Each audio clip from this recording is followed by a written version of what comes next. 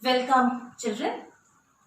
Till now, we have studied about the ascent of sap. In the previous video, we have seen this ascent of sap, and it was the upward movement of the water from the xylem till the top of the plant.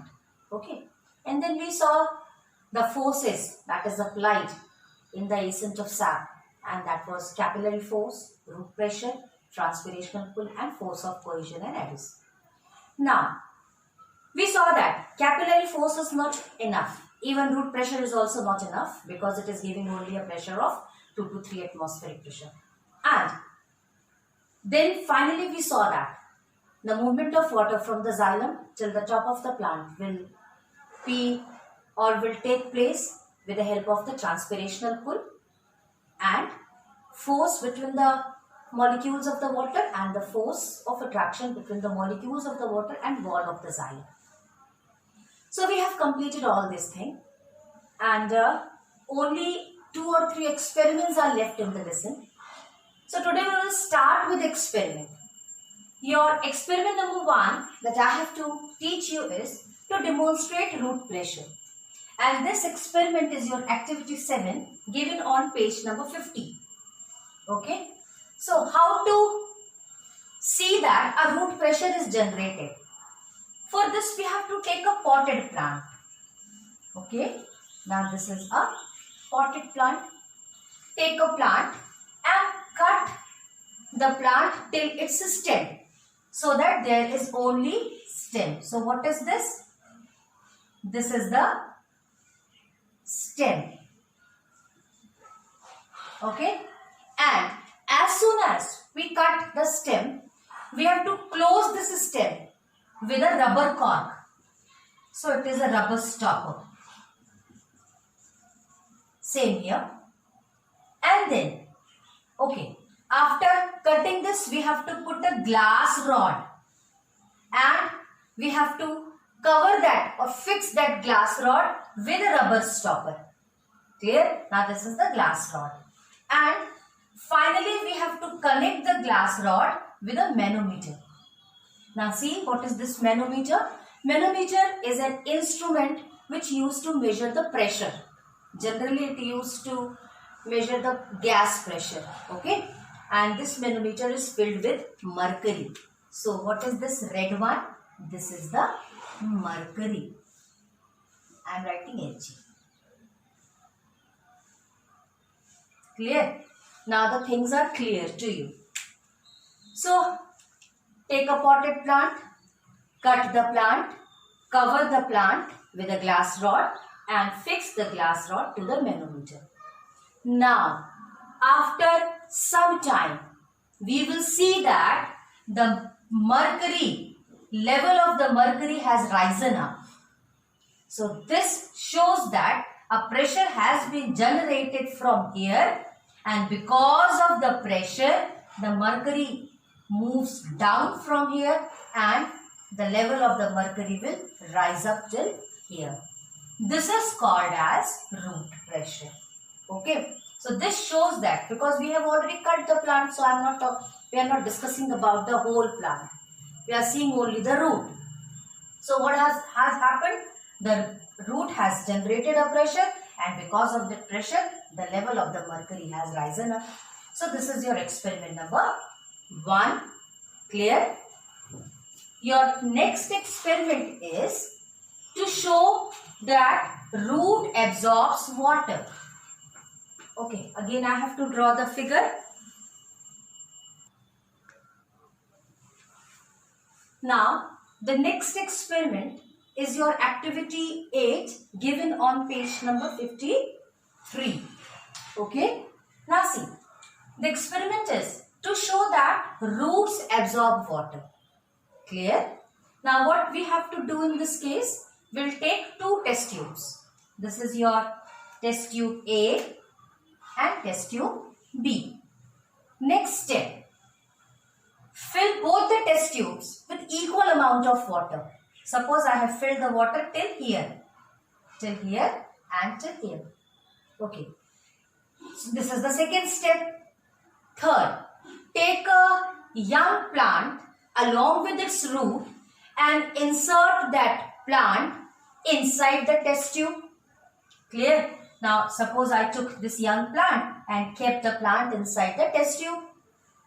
Immediately after putting the plant in one test tube, we have to put a drop of oil on both.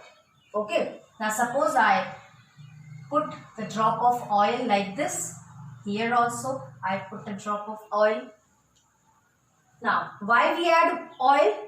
So that we can prevent the water loss from the test tube. To avoid the water loss from the test tube. There should not be evaporation. Clear? And you leave it for some time. After few hours, we will see that in test tube A, where we have already kept a young plant, the level of the water will move down. Okay. Suppose if this was the initial level of the water, then the level of the water will be moved down and the final level of the water will be this. And here there is no change. So what conclusion we can draw from here? That is, the roots has absorbed the water and because of that the water level has come down. So this is the experiment to show that roots absorb water. Okay. Now on the same page we have activity 9, and to show that conduction of water or ascent of sap takes place through xylem tissues. Okay. Now this will be our third experiment. Now see children, this is our experiment number 3. Today we did 3 experiments. This is our third experiment. Clear? Third experiment is to show that conduction of water takes place through xylem tissue. For this, what we have to do? We'll take a potted plant and we'll fill the potted plant with eosine solution. Clear? Either you can add any colorful substance into that also, no problem. You take a water and put some colorful substance. Now see what will happen. We will take a eosine solution and then we'll put a potted plant and you cover this, close this with a rubber cord. Clear? And we have to keep this thing undisturbed for 3 to 4 hours. Okay? After 3 to 4 hours, you take out this plant and cut the TS of root, leaf and stem.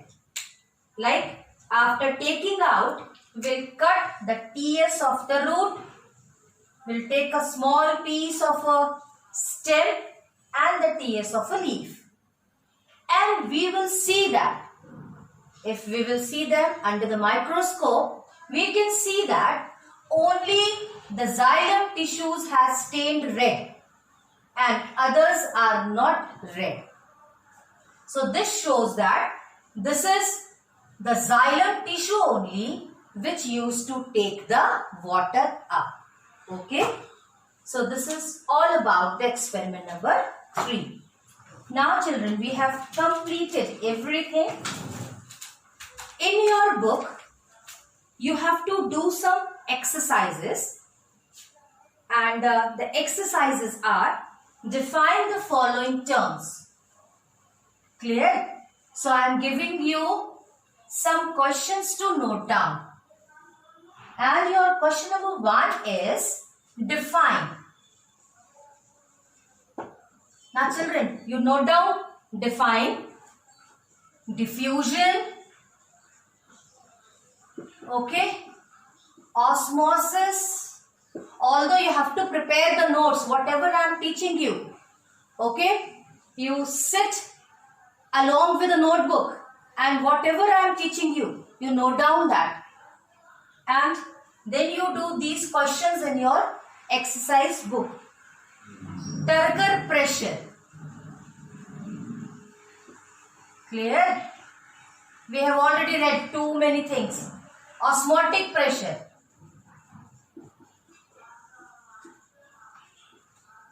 Then capillary force, transpirational pull, cohesion force, adhesion force. Clear? I am writing.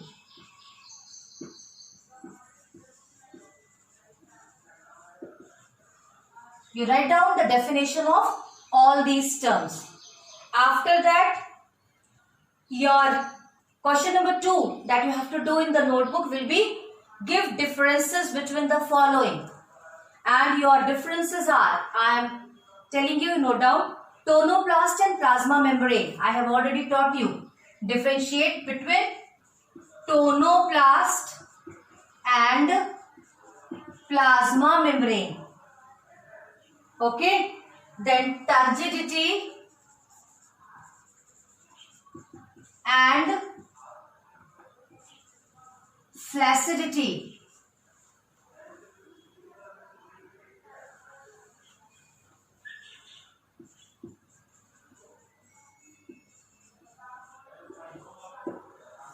Clear? Turgor pressure and wall pressure.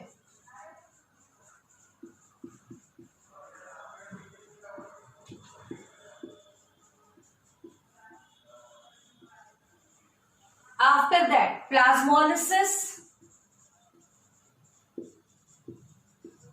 and deplasmolysis.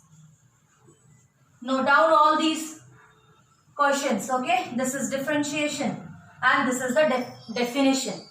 So you have to do these two terms. And then we have one more question. Give reason for the following.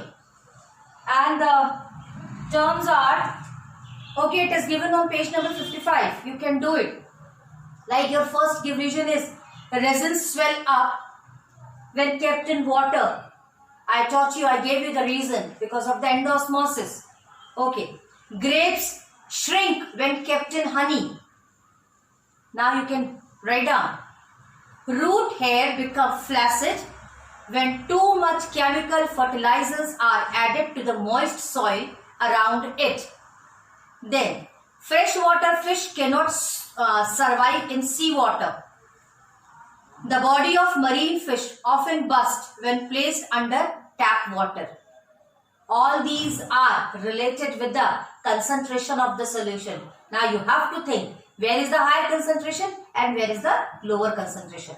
If you will remember these things, then you all can give the answers of all these reasons. Now, grass is killed if salt is sprinkled on it. Leaves of Mimosa pudica plant droop down when touched. Herbaceous plants growing in a well-watered soil are found to wilt on a hot day. And the last one is wilted leaves become crisp, firm when placed in cold water for a while. So, you read the whole chapter thoroughly, go through each and every exercises, and in your notebook at least define, differentiation and give reason should be there. Okay. Now in the next class we will start with the next chapter, new chapter. Okay. Till then, bye.